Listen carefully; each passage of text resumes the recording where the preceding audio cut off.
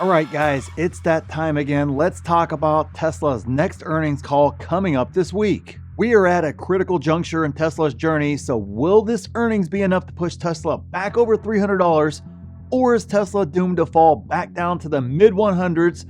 And what is the one thing that could save Tesla stock regardless of what happens on earnings? Well, I will answer all this today for you, and I'll tell you exactly what price I'm going to look to add more Tesla shares at. I just ask in exchange for you to gently tap that like button and consider subscribing too. It's super easy to do if you like the truth without the hype, guys, because that's what you're going to get today. That's what we do when we talk about Tesla. Doesn't always make everybody happy. Trust me. I get a lot of hates. I get called a bear down in the comments, and I'm sorry. I guess for those of you guys out there that think that, here's your to the moon, Tesla to the moon. There you go. All right. Now I'm not a bear anymore. But for those of you guys that want the actual truth without the hype, here it comes right here. That's what the rest of this video is going to be about. So if I'm being honest, I'm not sure they hit the revenue or the EPS estimates, meaning potentially a double miss. And if we do happen to hit those numbers, I mean, it's going to be right on the dot. It's going to be close, guys. It's not going to be this massive, out of nowhere game-changing hit this time around. Now, to me, it is very hard to hit those revenue estimates when delivery numbers kind of don't necessarily line up completely with Wall Street's estimates, of course, depending upon how you choose to look at it. They were it was over. Some other folks were saying it was kind of under, whatever. It was small enough, it was marginal enough that it doesn't really matter. But it still makes it to where you're right there on the cusp of actually having a hit or a miss. But also remember, it is hard to hit EPS numbers when you are intentionally doing things to lower margins. That, like in the short term, they lower your margins, but you're taking market share still, despite the fact everybody else is struggling. You're still able to start take more and more market share, but you're doing things that take a hit on that EPS number, making it harder to hit. And remember, we still have the ramping up of the Cybertruck, which Elon told us is going to lose money for some time until it fully ramps, and we've gotten no indication yet that it is fully ramped. And remember, the various incentives for buying a Tesla, which are great for those of us as consumers, right? Some of those incentives are awesome, and they absolutely drive demand, but it also hurts the bottom line in the short term as well. So you get the vehicle sold, but those margins take a hit as a result, unfortunately. And yes, Tesla has the margins to easily absorb it. I'm not saying that at all, guys. Don't go running down the comments or anything else like that. But margins have been eroding for some time, and that is not something you like to see. Even if you have the margin to do it, it's still not something you want to see. You want to see margins going the other way up, and that's how you get a big run in the stock price, because you will see the bottom line profits come, more importantly, when that happens. And then you add in all the expansion at the various factories kind of moving all the time, and Optimus and all the other R&D spend that they have, and you have a recipe for a less than desirable EPS number once again this time around. There's a lot going on there with Tesla behind the scenes. We just saw that with the Robotaxi event there. That all takes a lot of money in order to get those things moving in the right direction. So even if the numbers don't meet expectations, which the consequences are going to be harsh in the short term, as a long-term investor, I'm not concerned at all because I understand the why behind it. But you have to remember, we are dealing with Wall Street and earnings is their game.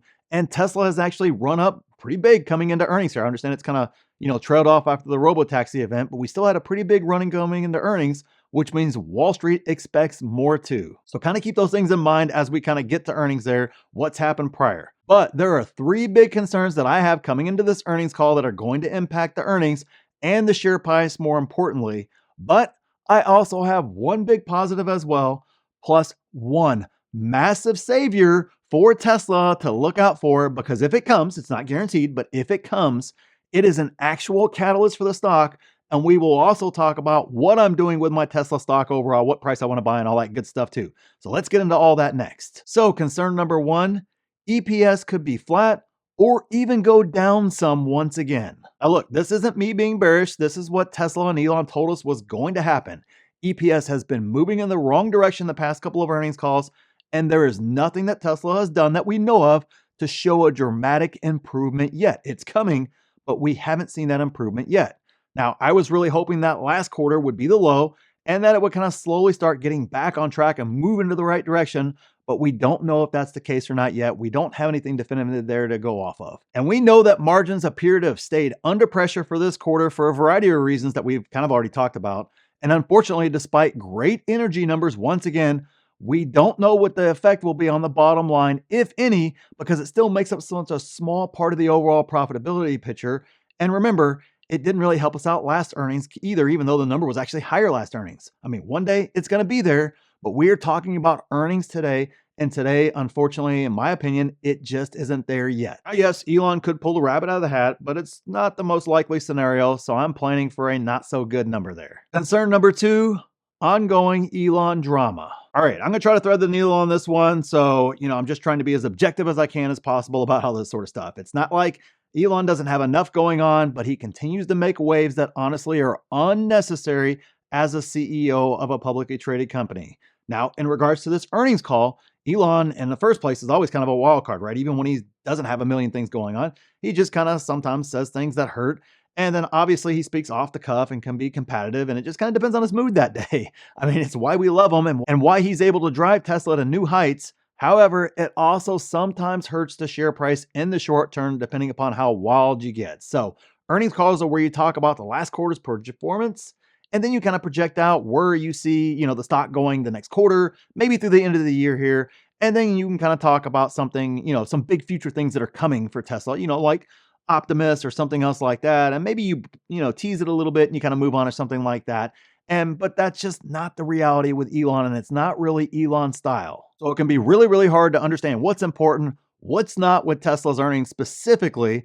So we're going to be going live for Tesla's earnings and Palantir earnings and maybe a few others in my group, where members who take advantage of the spooky Halloween sale can ask me questions live during those earnings, along with the 5 free courses, your free coaching, all my buy and sell alerts in real time, complete watch list with price targets. Guys, there's so much more we'll talk about at the end of the video, but it's a pinned comment down there for those of you guys that are interested. That sale ends on Halloween. Now back on track here with Elon, because unfortunately we're not done with him yet. He just basically can't stay off X and is now fully into politics. And I'm not going to go down the political rabbit hole or anything else like that. So I don't even bother commenting or asking me about it. I'm not going to answer anything about it. But I know that doesn't help much either in terms of large investors' perceptions. Even those that, basically share his political opinions, his political views, they are not fans of a CEO of a company that they own taking this particular approach. So regardless of how you feel about all that sort of stuff, it's not something that anybody really likes to see in regards to the CEO of a company being that out loud and that kind of out in front of all that sort of stuff. And remember, many already view him as distracted, and that is why they don't invest bigger in Tesla in the first place. So you can be sure this is weighing on people's minds during the earnings call. And if you don't think some on Wall Street and some large funds that hold a lot of money won't draw the conclusion that Tesla missing estimates again is a direct result of him not being focused, you do not understand how they work, unfortunately. Now, I'm not trying to say that's fair or that it should have any actual bearing on what Tesla stock does and how Tesla is performing. That's not what I'm saying at all.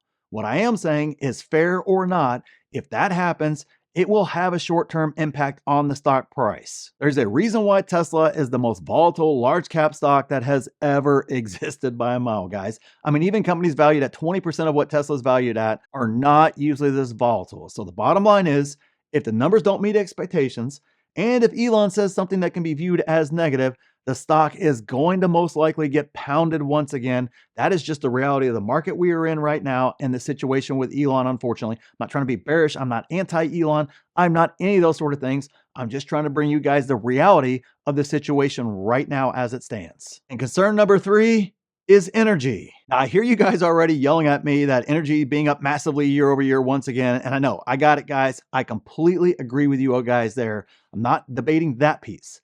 However, the concern is that it still doesn't add much to the bottom line, which was actually proven last quarter when the numbers were even better, but it still didn't really help out as much as everybody was telling me it would help out. I'm not saying it didn't help, but it's not helping out as much as, kind of that hopium thing that we get with Tesla sometimes. It's not helping out as much as everybody thought it would be.